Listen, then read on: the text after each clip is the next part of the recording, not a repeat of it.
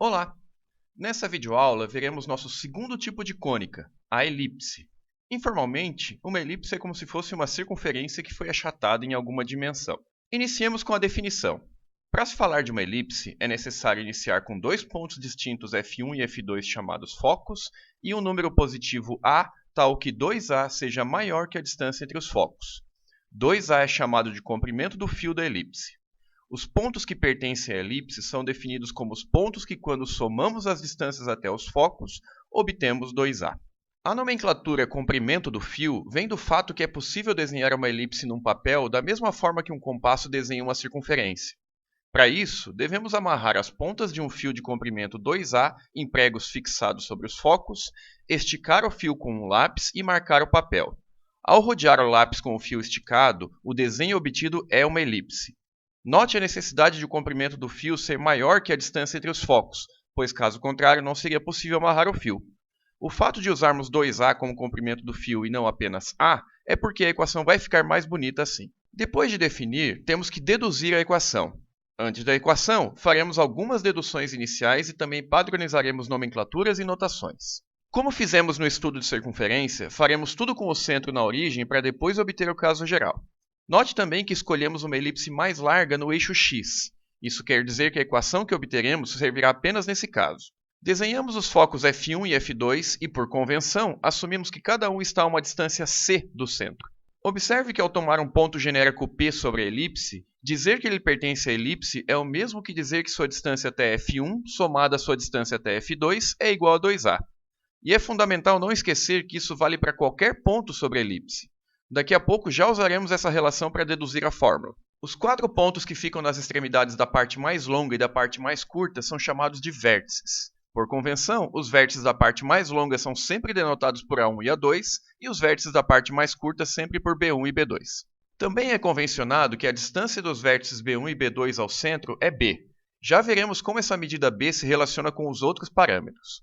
Lembremos que esses vértices também são pontos da elipse, então podemos somar as distâncias aos focos que o resultado é 2a. Aqui estamos fazendo essa conta para o vértice B2. Observe pelo desenho que, pela simetria, as distâncias aos focos são iguais. Como a soma é 2a e elas são iguais, então cada uma mede a.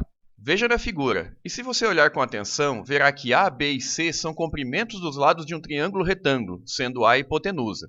Assim, aplicando o teorema de Pitágoras, concluímos que a ao quadrado mais b ao quadrado igual a c ao quadrado. Lembremos que as definições dessas três medidas são: a representa metade do comprimento do fio, b representa a distância do centro até um dos vértices B1 ou B2, e c representa a distância do centro até um dos focos. Note que não falamos ainda dos vértices A1 e A2. Vamos descobrir que a posição deles já está relacionada às medidas existentes A, B e C. Iniciemos chamando a posição x do vértice A2 de um número m. Note que esse m é basicamente a distância de A2 até o centro. Veja na figura, em azul, que a distância de A2 até o foco f1 é m mais c. E agora, veja que a distância até o foco f2 é m menos c. Isso diz que a soma dessas duas distâncias é 2m. Mas já sabemos que A2 é um ponto da elipse, então essa soma tem que ser 2a. Logo, m deve ser igual a fazendo com que as coordenadas dos vértices A1 e A2 sejam menos a0 e a0. Note que descobrimos que os vértices do eixo maior estão a uma distância a do centro. Curiosamente, a distância entre os vértices A1 e A2 é 2a, que é exatamente o comprimento do fio. Agora vamos convencionar algumas nomenclaturas. Os números a, b e c são chamados de parâmetros, e vimos que há uma relação pitagórica entre eles, sendo a hipotenusa. O que fica claro aqui é que A sempre é maior que B e C. Só para não dizer que não falamos, o centro é denotado por C e nessas nossas contas iniciais estamos usando o centro na origem dos eixos. Os pontos F1 e F2 que ficam a uma distância C do centro são chamados de focos. Os quatro pontos dos cantos são chamados de vértices.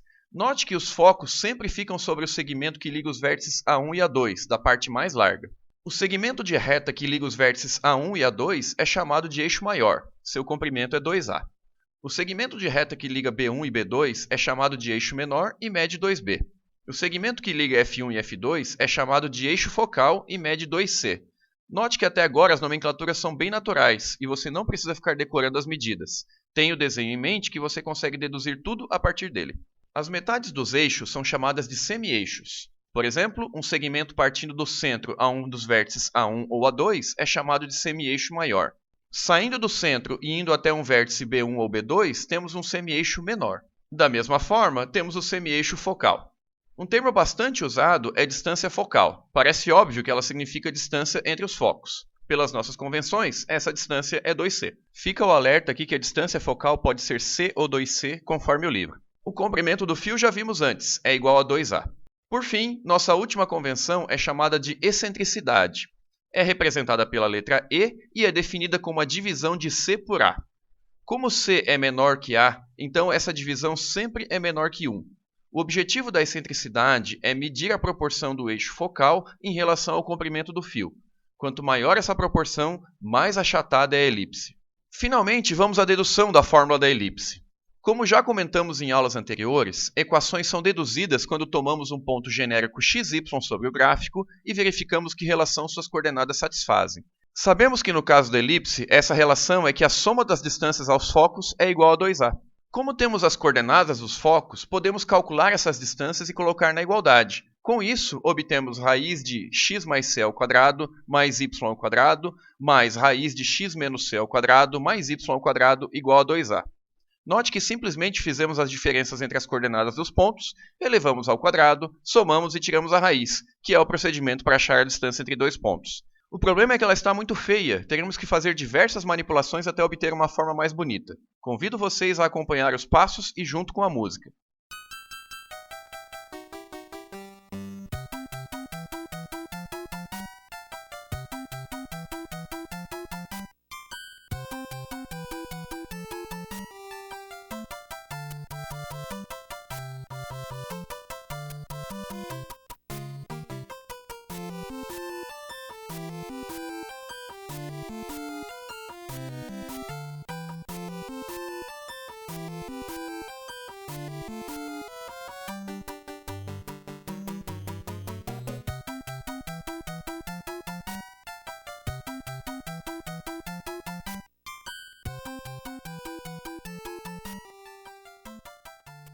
Pronto! Chegamos à equação da elipse. No fim das contas, ela ficou bem apresentável. Algumas considerações a fazer aqui. Nossa dedução foi feita com o centro na origem e com o eixo maior sobre o eixo x. Note que isso fez com que a medida maior a aparecesse abaixo do x e a medida menor b abaixo do y. Você já deve imaginar que se tivéssemos feito a dedução com o eixo maior sobre o eixo y, teríamos a abaixo do y e b abaixo do x. Como primeiro exemplo, vamos determinar a equação da elipse com centro na origem, eixo maior horizontal, a igual a 3 e b igual a 1. Antes de dar a resposta, note que as informações do centro na origem e eixo maior horizontal são exatamente as condições que usamos em nossa dedução da fórmula.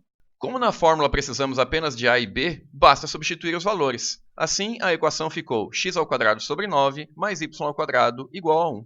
Vejamos agora como encontrar a equação de uma elipse em que nos forneceram b e c. Bom, antes de tudo, notemos que estamos nas condições em que nossa fórmula funciona, centro na origem e eixo maior horizontal. Agora lembremos que a fórmula precisa do a e do b.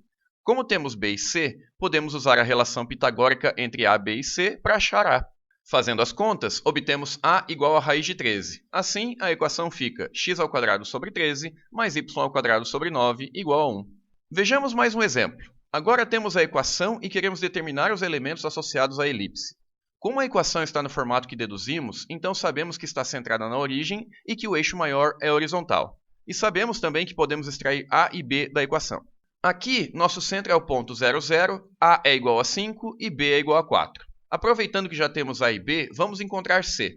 Usando a relação pitagórica, obtemos c igual a 3. Para não termos que decorar quem são as coordenadas dos vértices e do foco, o melhor caminho agora é fazer o gráfico. O centro está na origem e, a partir do centro, andamos a para a esquerda e a para a direita, e b para cima e b para baixo. Com isso, fica bem fácil fazer o gráfico. Também podemos marcar os focos porque sabemos que basta andar 3 para a esquerda e 3 para a direita. Com as informações do desenho, podemos responder as perguntas do enunciado. Os vértices são -5, 0, 5, 0, 0, -4 e 0, 4. E os focos são -3, 0 e 3, 0. Por fim, a excentricidade é igual a 3/5. Mais um exemplo. Vamos fazer o gráfico da equação x² sobre 16 mais y² sobre 4 igual a 1. Em princípio, ninguém nos contou o que é uma elipse, Mas como a equação está no formato que deduzimos, então sabemos que é uma elipse com eixo maior horizontal e centro na origem. Pelos valores da equação, também tiramos a igual a 4 e b igual a 2. Com essas informações, temos tudo o que precisamos para fazer o gráfico. Colocamos o centro na origem, andamos 4 para a esquerda e para a direita, 2 para cima e para baixo e pronto. Agora vamos deduzir a equação de uma elipse em que o centro não está na origem. No desenho, há duas elipses. A em vermelho é a que tem o centro na origem e já deduzimos a equação. E a em azul tem o mesmo formato, mas está deslocada x0 unidades para a direita e y0 unidades para cima. Usando o nosso conhecimento de translações, concluímos que a equação da elipse em azul é obtida a partir da equação da elipse em vermelho, trocando x por x menos x0 e y por y menos y0. Antes de partir para os exemplos, algumas informações importantes. O que conecta gráfico e equação são o centro, A, B e a orientação. A ideia é que se você conhece a equação, você consegue extrair dela o centro, A e B. A orientação é saber se o eixo maior é horizontal ou vertical. Ainda não vimos equações com eixo maior vertical, mas já fica o alerta que essa informação você terá que descobrir a partir da equação. Com essas informações em mãos, é bem fácil fazer o gráfico. E o contrário também é verdade. Se você tem o gráfico, então você tem o centro, a orientação, A e B. E com essas informações, você consegue encontrar a equação. Junto a tudo isso, existem outras informações que você pode usar no processo. Por exemplo, você não usa o parâmetro c diretamente na equação e nem no gráfico, mas ele ajuda a descobrir A e B. Outras informações como vértices, focos, eixos e excentricidade ajudam a encontrar as informações necessárias para a equação e o gráfico. Note que esses elementos auxiliares não entram na equação, mas eles dão algumas informações sobre o gráfico. Assim, se você tem alguma dessas informações auxiliares, é sempre bom fazer um esboço do gráfico para entender melhor o problema. Vejamos um exemplo. Temos o centro, a orientação, A e B, exatamente as informações necessárias para criar a equação. Substituindo, obtemos x mais 1 ao quadrado sobre 9, mais y menos 4 ao quadrado, igual a 1. Nesse exemplo, temos a equação e queremos os elementos. Iniciamos extraindo da equação o centro, que é 2 menos 1, A, que é igual a 5, e B, que é igual a 4. Também fica claro que o eixo maior é horizontal porque está no formato da equação que deduzimos. Aproveitando que temos A e B, já podemos calcular C, que dá 3. Para achar os outros elementos, é bem melhor fazer um esboço do gráfico antes. Marcamos o centro, andamos 5 para a direita e para a esquerda, 4 para cima e para baixo e 3 para a esquerda e direita para achar os focos. Usando as coordenadas do centro como base, fica bem fácil descobrir as coordenadas dos vértices e focos. Os vértices A1 e A2 são obtidos a partir do centro, somando e diminuindo 5 unidades na coordenada x. Os vértices B1 e B2 somando e diminuindo 4 unidades na coordenada y. E os focos somando e diminuindo 3 na coordenada x. Por fim, a excentricidade, que é igual a c sobre A, é igual a 3/5. Nesse próximo exemplo, temos a equação e queremos o gráfico. Como a equação está no formato que deduzimos, podemos concluir que é uma equação de elipse com eixo maior horizontal. E também podemos encontrar o centro, A e B. Essas informações são suficientes para fazermos o gráfico. Encontramos o centro, andamos 4 para a esquerda e direita e 2 para cima e para baixo. Com os vértices marcados, basta fazer o restante do gráfico passando por esses pontos. Agora chegou o momento de deduzirmos a equação quando o eixo maior da elipse é vertical. Temos na tela a equação que deduzimos para o eixo maior horizontal. Se refizéssemos toda a conta da nossa dedução para o eixo maior na vertical, basicamente estaríamos invertendo x e y na equação. Assim, a equação com eixo maior na vertical é praticamente idêntica à que já deduzimos, exceto pelo fato que agora o a aparece abaixo do termo y. Observe que ao ter uma equação em particular, nós teremos que descobrir em que caso estamos, mas os números não virão dizendo quem é o a e quem é o b. Então é fundamental lembrar que a é sempre maior que b. Assim, saberemos qual dos dois números é o a procurando quem é o maior. Você deve estar se perguntando o que acontece com a equação se o eixo maior não está nem na horizontal e nem na vertical. Mas isso nós não estudaremos nessa aula. Vejamos como fazer isso em exercícios. Vocês têm 3 equações bagunçadas que terão que completar quadrados e escrever no formato padrão para reconhecer se é uma elipse. Pausem o vídeo e resolvam. Vamos lá! Comecemos pelo item A. Usamos nossas técnicas para completar o quadrado em x e y, e após isso, passamos o número que não faz parte dos quadrados para o outro lado da equação. Ao final disso tudo, ficamos com 9 que multiplica x menos 2 ao quadrado, mais 16 que multiplica y mais 3 ao quadrado, igual a 144. Como nossa equação padrão tem 1 do lado direito, então temos que dividir ambos os lados por 144 para chegar à equação padrão. Agora, simplificamos as frações. A fração 9 sobre 144 é igual a 1 sobre 16, e a fração 16 sobre 144 é igual a 1 sobre 9. Para deixar ainda mais parecida com o nosso formato padrão, trocamos 16 por 4 ao quadrado e 9 por 3 ao quadrado. Ao chegar aqui, já temos certeza de que é uma elipse. Agora vamos extrair as informações necessárias. Como o maior entre os números abaixo indica a orientação e o A, então sabemos que a orientação é horizontal, que A é igual a 4 e que B é igual a 3. Também sabemos pela equação que o centro é 2 menos 3. Usando a relação entre A, B e C, calculamos C obtendo raiz de 7. Agora podemos fazer o gráfico. Marcamos o centro, andamos os valores de A e B, marcamos os vértices e depois podemos desenhar a elipse. A partir do desenho, podemos extrair as coordenadas dos vértices e também dos focos. Lembrando que os focos sempre estão sobre o eixo maior. Por fim, a excentricidade, que é C sobre A, é igual a raiz de 7 sobre 4. Vamos ao item B. Usando as técnicas de completamento de quadrado, ficamos com 16 que multiplica x menos 3 ao quadrado, mais 9 que multiplica y mais 4 ao quadrado, igual a 144. Dividindo tudo por 144, ficamos com x menos 3 ao quadrado dividido por 3 ao quadrado, mais y mais 4 ao quadrado dividido por 4 ao quadrado, igual a 1. Com isso, sabemos que é uma elipse e que a orientação do eixo maior é na vertical, pois o número que está abaixo do y é o maior. Extraindo os valores da equação, ficamos com A igual a 4, B igual a 3, centro igual a 3 menos 4 e calculamos C igual a raiz de 7. Agora fazemos o gráfico. Marcamos o centro e, como temos a orientação do eixo maior na vertical, devemos andar A para cima e A para baixo, obtendo os vértices A1 e A2. Andando B para a esquerda e para a direita, temos B1 e B2. Com esses vértices, podemos fazer o gráfico. Note que agora os focos são obtidos andando C para cima e para baixo, pois o eixo maior está na vertical. Por fim, a excentricidade é raiz de 7 sobre 4. Vamos ao item C. Completando os quadrados, ficamos com 4 que multiplica x menos 1 ao quadrado, mais 9 que multiplica y mais 1 ao quadrado, igual a 0. Nesse caso, não podemos dividir os dois lados por zero para ficar no formato de uma equação de elipse. De fato, devemos interpretar que temos a soma de dois números não negativos que é igual a 0. Com isso, a única solução possível dessa equação é colocar x igual a 1 e y igual a menos 1. Em outras palavras, essa equação tem como gráfico um único ponto. Vamos a mais dois exercícios. Pausem o vídeo e resolvam. Vamos lá! Como nosso objetivo é determinar a equação, precisamos do centro, A, B e a orientação. O exercício nos passou diretamente o centro, que é 2, 4. Agora nós fazemos um esboço com as informações que nos foram passadas. Como um dos focos está no ponto 5, 4, então obrigatoriamente o eixo maior é horizontal e o valor de C é 3. A outra informação que o exercício passou foi a excentricidade. Como já sabemos o valor de C, então podemos determinar A igual a 4. Como temos A e C, podemos usar a relação pitagórica e determinamos B igual a raiz de 7. Com centro, orientação A e B, podemos colocar tudo na equação que deduzimos, sempre tomando cuidado de que A vai sempre embaixo da variável relacionada à orientação do eixo maior. Vamos para o segundo exercício. Recebemos informações sobre os dois vértices do eixo maior.